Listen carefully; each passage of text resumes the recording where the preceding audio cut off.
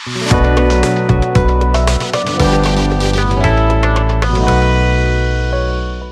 Guys, कैसे हैं आप सब लोग। आई होप आप सब अच्छे होंगे। मैं आप सबका मोस्ट वेलकम करता हूं समर्थ एग्जाम फैमिली की तरफ से। मैं सी अशोक सैनी आज आपको बताने जा रहा हूं अकाउंटेंसी जो अपना सब्जेक्ट है उसके सिलेबस के बारे में। जैसा कि आप सबको पता ही होगा कि समर्थ एग्जाम फैमिली आपको प्रोवाइड करवा रही है सेंट्रल यूनिवर्सिटी से रिलेटेड एंट्रेंस एग्जाम, जिसको कि CUET के नाम से जाना जाता है। उससे रिलेटेड जितने भी सब्जेक्ट हैं उनके बारे में डिटेल में आपको कंटेंट प्रोवाइड करवाया जा रहा है, और उससे रिलेटेड जितना भी मटेरियल की रिक्वायरमेंट आपको पड़ेगी उन सब को डिटेल में आपको प्रोवाइड किया जा रहा है। तो आज उसी की तरफ चलते हुए अपन देखेंगे अकाउंटेंसी से रिलेटेड जो भी सिलेबस आपके CUET में आएगा उसके बारे में आज अपन डिटेल से स्टडी करेंगे। मैं सी अशोक सैनी एक बार फिर से आपका स्वागत करता हूं, और चलिए अपन स्टार्ट करते हैं अकाउंटेंसी का सिलेबस जो आपके CUET एग्जाम में आ रहा है। सो गाइज, जो फर्स्ट यूनिट है आपके वो है अकाउंटिंग फॉर NPO। इस वाले चैप्टर में कौन कौन से जो टॉपिक है वो आपके कवर हो रहे हैं। सबसे पहले जो मीनिंग एंड एग्जाम्पल्स है NPO के, वो सब उनके बारे में इस चैप्टर में बताया जाएगा। उसके बाद में जो रिसिप्ट्स एंड पेमेंट है उसकी मीनिंग एंड कंसेप्ट, और जो fund based and non fund based accounting है उसके बारे में इस चैप्टर में आपको बताया जाएगा। उसके बाद में जो प्रिपरेशन है income and expenditure account, balance sheet and receipt and payment account है, ये भी आपके इस चैप्टर में आ रहा है। उसके बाद में डियर स्टूडेंट्स, जो नेक्स्ट आपके चैप्टर है वो है अकाउंटिंग फॉर पार्टनरशिप। इस वाले चैप्टर में जो टॉपिक आपके कवर किए जा रहे हैं उसमें नेचर ऑफ पार्टनरशिप फर्म है, जिसमें कि पार्टनरशिप डीड जो है उसकी मीनिंग एंड इम्पोर्टेंस आपको आ रहा है। उसके अलावा जो फाइनल अकाउंट्स फॉर पार्टनरशिप है उसमें जो फिक्स्ड वर्सेज फ्लक्चुएटिंग कैपिटल है उसके बारे में बताया जाएगा। उसके अलावा जो division of profit among partners, profit and loss appropriation account, ये सब भी आपके इस वाले चैप्टर में आ रहा है। उसके बाद में जो यूनिट है आपके सिलेबस में कवर की जा रही है वो है dear students reconstitution of partnerships. इसमें जो टॉपिक आपके कवर किए जा रहे हैं वो है changes in PSR, changes in profit sharing ratio among the existing partners. इसमें आपके सेक्रीफाइसिंग जो रेशियो एंड गेनिंग रेशियो है वो भी आपके आ रहा है डियर स्टूडेंट्स। उसके बाद में गुडविल के बारे में आपने पढ़ा होगा 12th में। एक बात मैं पहले बता दूं डियर स्टूडेंट्स, आपने जो 12th में पढ़ा है मोस्टली जो सिलेबस है आपके वो ही कवर किया जा रहा है CUET में। बस इसमें जो थोड़ा चेंज है, सिलेबस को थोड़ा बहुत ऊपर नीचे करके CUET में कवर किया जा रहा है। उसके अलावा जो मेन जो चेंजेस है वो है आपका एग्जाम पैटर्न, क्योंकि जो आपने 12th में जो आपका एग्जाम पैटर्न था डियर स्टूडेंट्स वो था थोड़ा डिटेल में एग्जाम होता था, MCQ बेस्ड क्वेश्चन इतने नहीं आते थे। बट CUET में जो आपके एग्जाम पैटर्न जो आ रहा है उसमें टोटली जो क्वेश्चन है वो MCQ बेस्ड आएंगे। इसके बाद में जो अपना नेक्स्ट टॉपिक है वो है accounting for revaluation of assets and liabilities and distribution of reserve and accumulated profits. उसके बाद में जो अपना टॉपिक है वो है dear students admission of a partner. उसमें effect of admission of a partner, change in PSR, accounting treatment for goodwill, revaluation of assets and liabilities, ये सब भी आपके आ रहा है। उसके बाद में जो retirement date of a partner पे जो भी चेंजेस हैं in PSR, accounting treatment of goodwill, revaluation of assets and liabilities, adjustment of accumulated profits, ये सब भी आपके सिलेबस में कवर किया जा रहा है। उसके बाद में जो टॉपिक आपके सिलेबस में कवर किए जा रहे हैं डियर स्टूडेंट्स वो है dissolution of partnership firm. Dissolution of partnership firm में meaning settlement of accounts include किया जा रहा है। इसमें प्रिपरेशन ऑफ आपका रियलाइजेशन अकाउंट हो गया एंड रिलेटेड अकाउंट्स हो गए। इसमें जो नई इंक्लूड किया गया है वो है excluding piecemeal distribution, sale of company and insolvency of partner. ये आपके कवर नहीं किया जा रहा।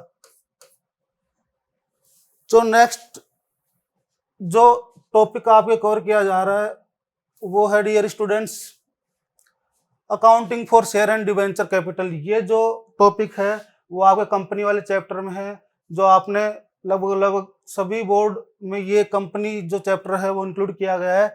इसमें कुछ टॉपिक है वो आपके एक्स्ट्रा ढाले गए हैं, वो जैसे जैसे आगे क्लास आती जाएंगी वैसे वैसे आपको पता लग जाएगा कि कौन सा जो टॉपिक है वो एक्स्ट्रा है जो हमने 12th में नहीं पढ़ा। सो डियर स्टूडेंट, जो फर्स्ट जो टॉपिक है वो है आपका share capital. Meaning share capital की देखेंगे, इसमें नेचर एंड टाइप्स भी आपके कवर किया जा रहा है।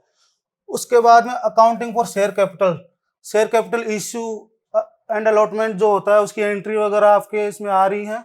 उसके अलावा जो over subscription and under subscription जो टॉपिक है वो आपका कवर किया जा रहा है।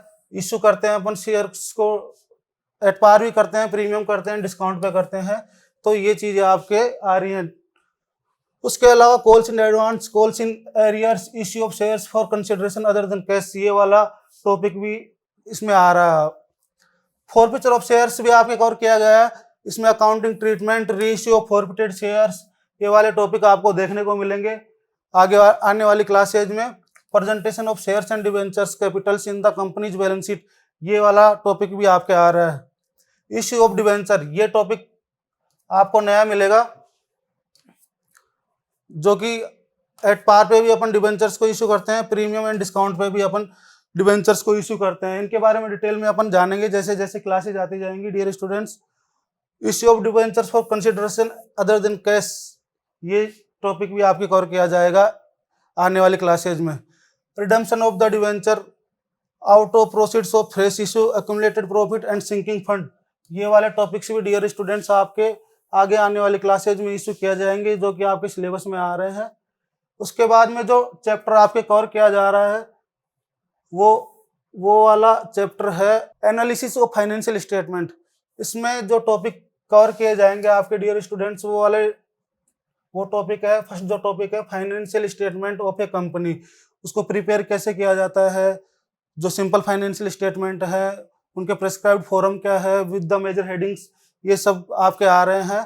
उसके बाद में जो टॉपिक है वो है फाइनेंशियल एनालिसिस, इसकी मीनिंग, सिग्निफिकेंस, पर्पज, लिमिटेशंस भी आपके कवर किए जा रहे हैं।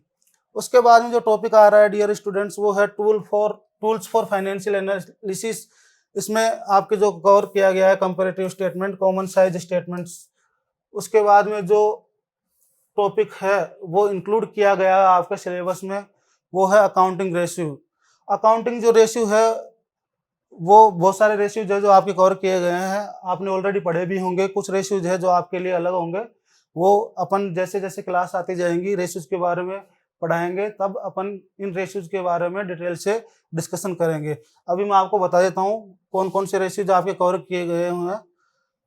जो पहला जो रेशियो है उसमें लिक्विडिटी रेशियोज, इसमें जो रेशियोज कवर किए गए हैं आपके वो है current ratio and liquidity ratio. उसके बाद में जो रेशियो है सोल्वेंसी रेशियो, इसमें आता है डेब्ट equity ratio, total asset to डेब्ट रेशियो, प्रोप्राइटरी रेशियो।